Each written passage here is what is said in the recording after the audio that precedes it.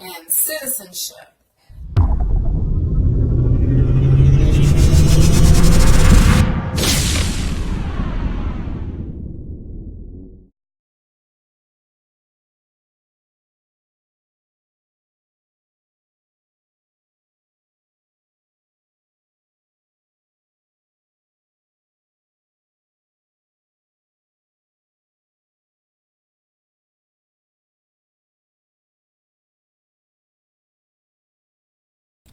All right, peace, Moors. You definitely gonna want to share this with friends and family. This is some important information, and this is a classic.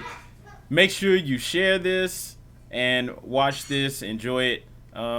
Share it on Facebook, wherever else you can on social media. Peace. And citizenship. And old dude on the left gets to talking about the different races, but before he says blacks, he says slaves. Stops from saying what it sounds like he's gonna say slaves, and then say blacks. So y'all tell me if I'm tripping. Is asked. Yes, I think that's right, and I think what will happen is that Evanville will be revisited from one state or another, most likely Texas, which seems to be the source of much of the sort of litigation. And quite honestly, this has been going on since the 2010 census, because Vitter and company tried to force citizenship on the 2010 census, and I think they misperceived what would happen with apportionment. But you're absolutely right. Ever since the 14th Amendment, all people in the United States have been counted. They misperceived what would happen with apportionment. But you're absolutely right. Ever since the 14th Amendment. But I think the sort of the holy grail of this, from a point of view of the Republican redistrictors, is to try to get these people out, because it would radically change. Okay, did y'all catch what he just said? Let me rewind it. He said slaves, and then he said blacks. But he caught himself when he was doing it. Been going on since the 2010 census, because Vitter and company tried to force citizenship on the 2010 census, and I think they misperceived what would happen with apportionment. But you're absolutely right. Ever since the 14th Amendment, all people in the United States have been counted: women, children, blacks, non-citizens, etc. Okay, I know I'm not tripping. Maybe I'm tripping, but he know what he was about to say, but he caught himself, and then he stopped. This is 2018 in the United States of America, and they still technically think of us black people as slaves, but they try to keep it under wraps of how they really feel about us. But he just slipped this one out on live TV. Yo, I tried to record this video a bunch of times, won't work. I don't know what to say about that, but okay, basically, alright, we got the video. The guy's on CNN, the professor of sociology, Queens College. He's talking about the census and the population, and he basically starts going in about the 14th Amendment and how it applied to a portion of the population, and he's like listing women, children, and then says slaves, right? So it seems like he made a mistake, because then he corrected himself and says black. So it seems like, he just, slipped up and called black slaves, right? On CNN.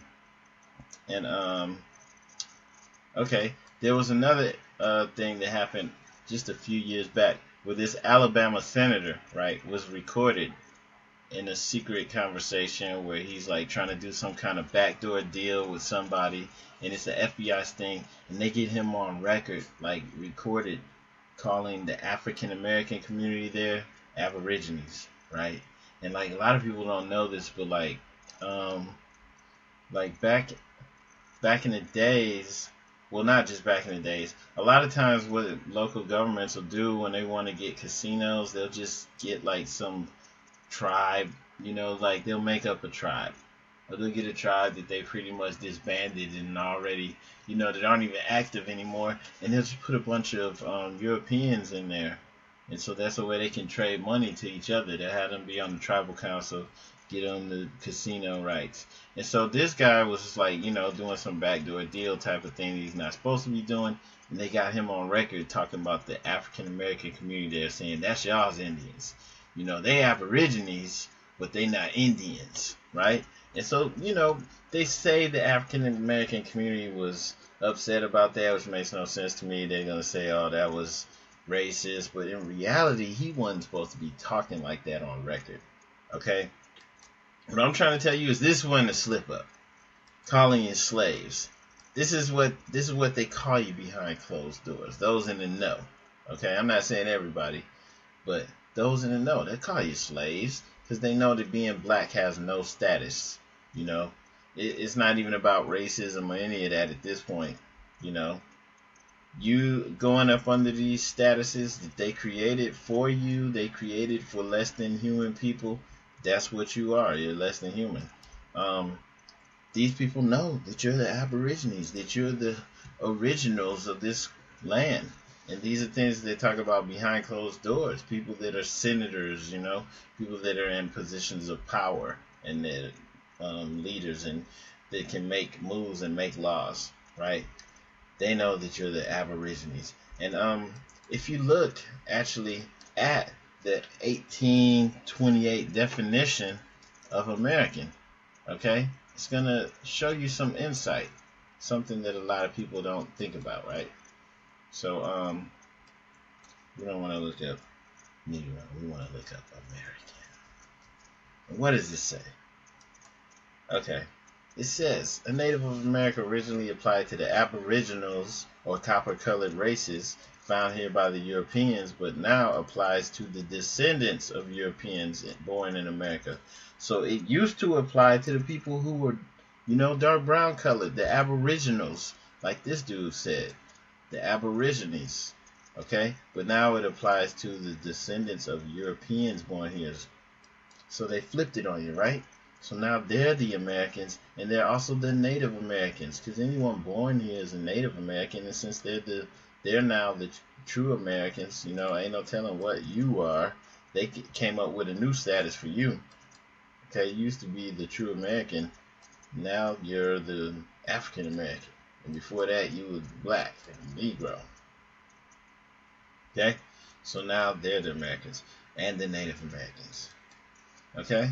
And so this guy, yeah, he's talking about the 14th Amendment. And with the 14th Amendment, what they teach you in conventional history is that this is what gave black people, the descendants of slaves, citizenship, basically. This is what gave them the rights and privileges of Americans. And basically, the 14th and 15th Amendments did, like specifically the 14th Amendment, it didn't really give anyone citizenship. All it did was define citizenship.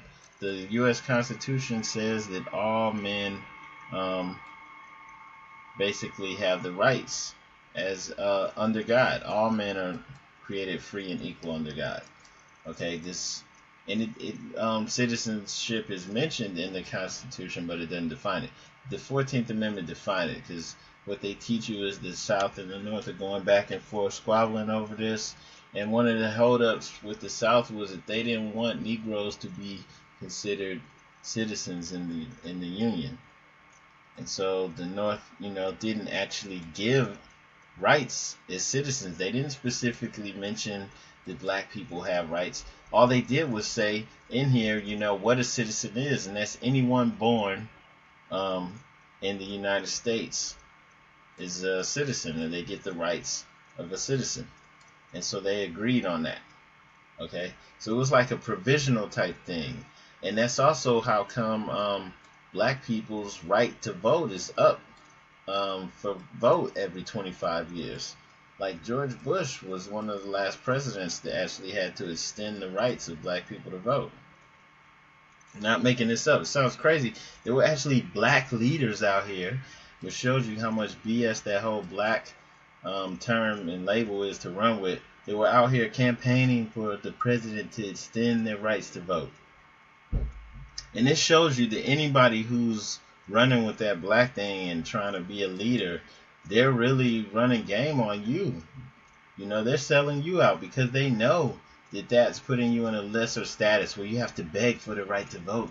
every 25 years. If you're a citizen, if you have rights and privileges under God, why do you have to beg to vote? Beg for the right, you know? Thought we were freed from slavery in 1865, right? Okay. And so, this is one of the reasons why the Prophet Noble Drew Ali came was special, because he recognized even back then in the early 1900s, the 14th and 15th Amendments were not salvation for our people, right? They didn't do anything for us. And one of the things that he recognized was the terminology that we were going under, these terms that keep getting placed on us that everybody's running with, right? Right? The Negro, black, colored terms, that they're labels that are created for you, and they have legal meanings that a lot of people don't get. They go over your head, and the impacts of actually running with that or letting it be placed on you can be dire. They can be like life-threatening, right? This is one of the reasons of how come, like, a police officer can kill a black person and not even go to trial, let alone, be actually facing potential jail time. They don't even go to trial. Okay, so I'm gonna hit on this a little bit. We have a quote from Attorney General Bates, right? And this was like around 1862. And one of the reasons it's special, this is before the 14th Amendment. This is around the time of the Dred Scott trial. Dred Scott's in trial in Missouri. Some of y'all have heard of this. He was basically fighting in court for his freedom, and he had the court had basically determined he didn't have any rights. He was still a slave because he was of African descent, and people of African descent, people that are the descendants of slaves, do not get any rights and privileges. They cannot be considered U.S. citizens, right? And then the 14th Amendment gave provisional, kind of ambiguous privileges to everyone, But basically, okay, the thinking behind that Supreme Court decision on Dred Scott, and which still has precedence today. I have a quote from a senator who was talking about that, how that Dred Scott decision still is the precedence for today for how law and things should be determined.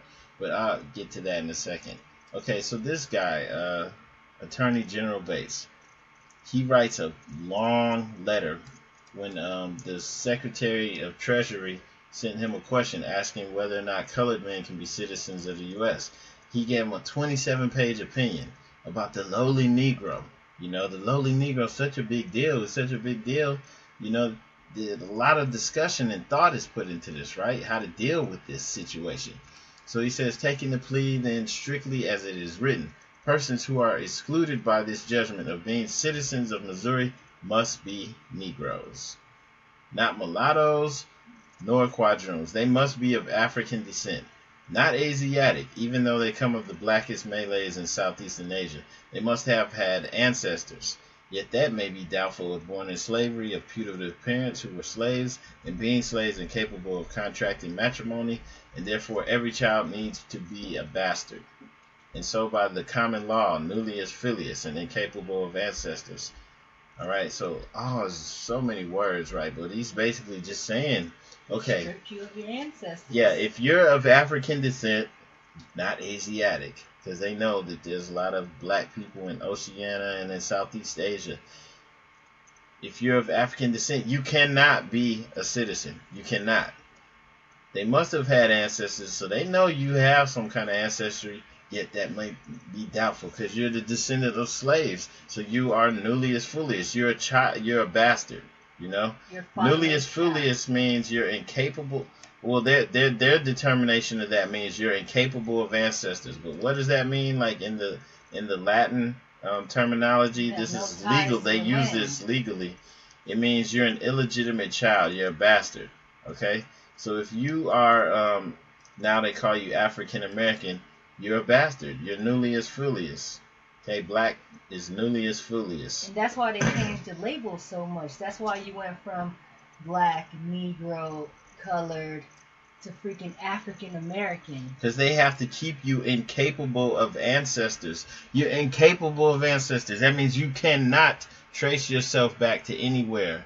You can have no value. You can never join the human race. Goddamn. Basically. Okay? So his ancestors, if he had any, must be of pure African blood, not mixed with Tawny Moor.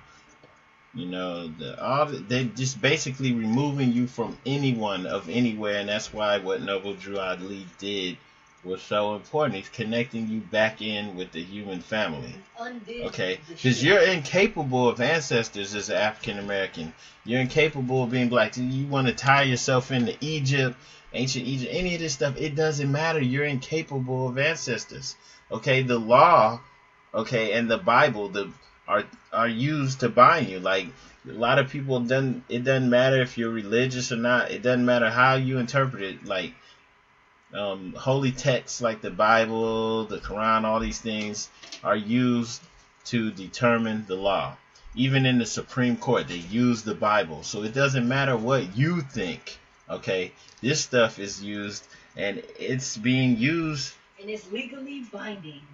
It's being used to hold you back, right? And I'll give you some examples of that. The spell. We have this book, The Negro, a beast or in the image of God, right? And basically, okay, this is showing some of the thinking behind the way the lawmakers and stuff interpret how they interpret the law, how they use the Bible to interpret this character, this label that they created for you.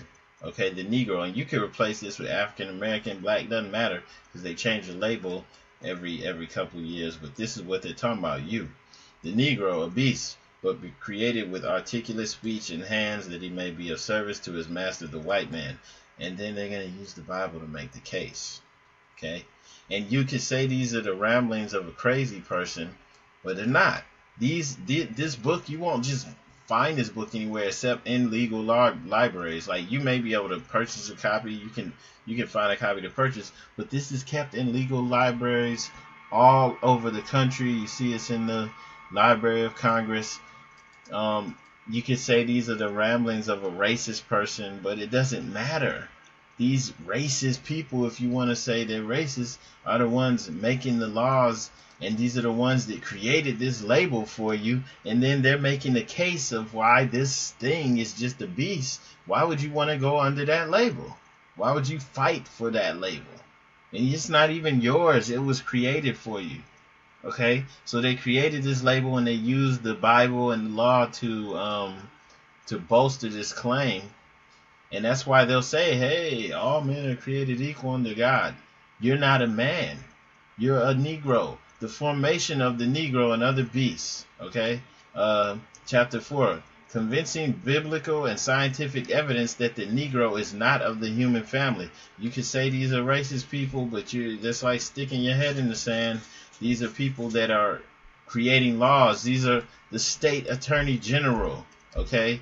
And that's why he writes the passionate 27-page letter, about why the African descendant is a bastard, is basically cut off from humanity. It is incapable of ancestors. This is the thinking behind that. So anyone who tries to blow this off is either, trying to keep everyone else asleep, or they're literally just in denial. Chapter 10, the Bible and divine revelation, as well as reason, all teach that the Negro is not human. Okay, so anyone who's like a lawyer or a judge or anything like that, and they're trying to act like this stuff is nothing, oh, don't worry about this, these are just the ramblings of a racist person, they have to be sworn to secrecy, because there's no way you can know the law and then act like this means nothing. Look at this with the white Adam and Eve. You got this Negro beast in the background. Morning of the creation of man. Where does the line of kinship between God and Adam and Eve connect with the Negro?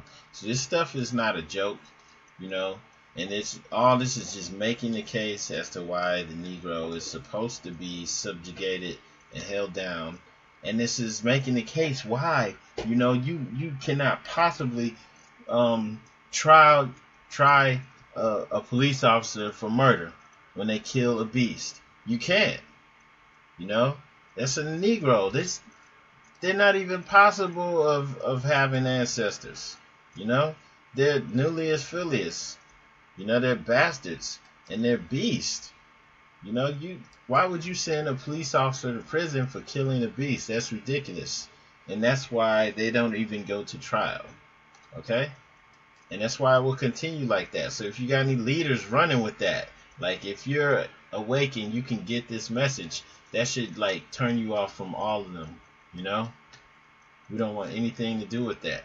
You're either gonna get right and get with us, or we're not messing with you. Because you're not woke if you ain't up on the MooresInAmerica.com's information.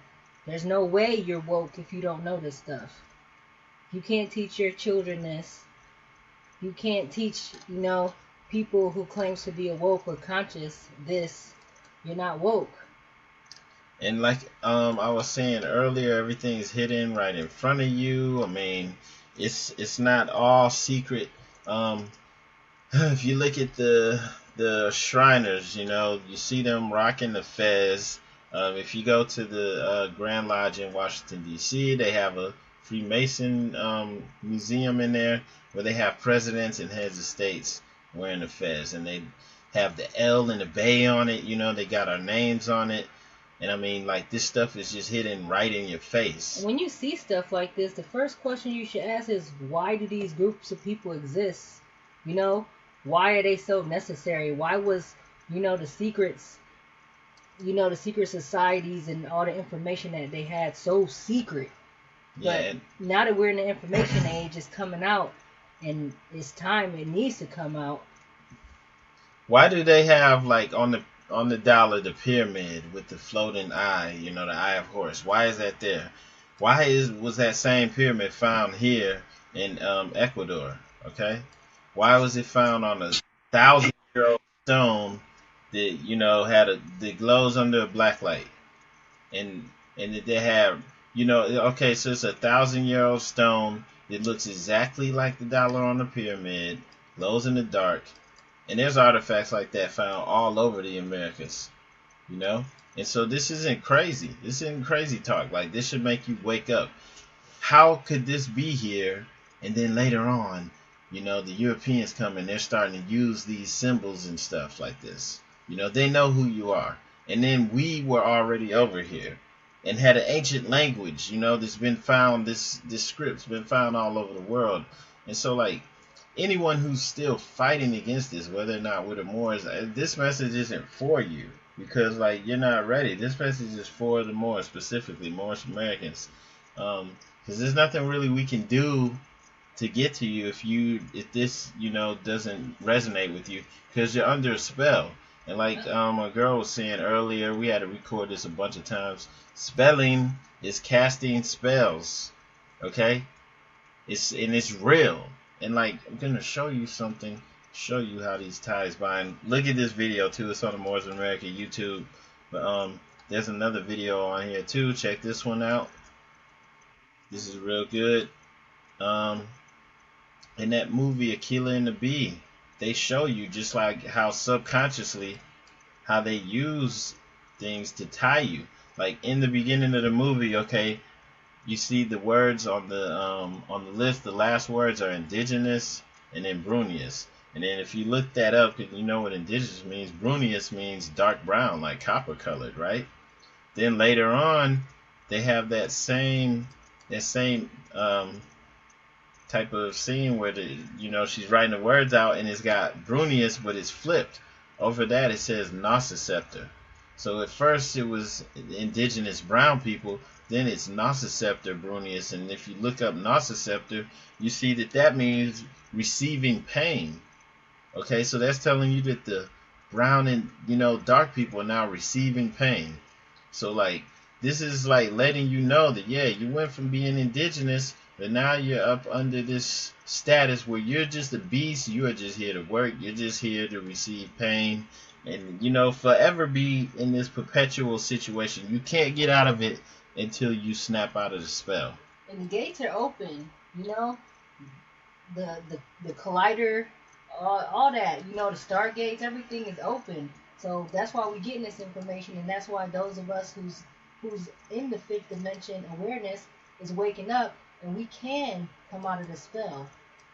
Okay, so the remedies are here, and it's just for the people who's awake. I mean, we're tied back into humanity. We know who we are, and all we have to do is start acting in our capacity now. Now we can vote. Now we can do all these things that were not, you know, helping us out before. Stop being Nullius Filius. Stop. Just stop. It doesn't benefit you. It never will, you know. And why would you want to go under the status of the people, I don't care who they are, that are interpreting, you know, what to do with you like this, coming up with new names for you. They're going to come up with another name because African American came out in the 80s, and they don't keep labels on you that long. They have to keep changing it. They have to keep getting you further and further away, because the whole thing is, hey, Nullius Filius, you're incapable of having ancestors. You know, they don't want you to be Moorish American, because as soon as you're that, then the fact that they're wearing the fez and all this stuff, rocking your stuff, doing you, the jig is up. How'd you go from being Filius to this? To nothing. To bastards. You know? So now, you know, it's time to wake up. It's time to do something about it. Go to moorishamerica.com, share that with everybody you know, and I'm out on that note.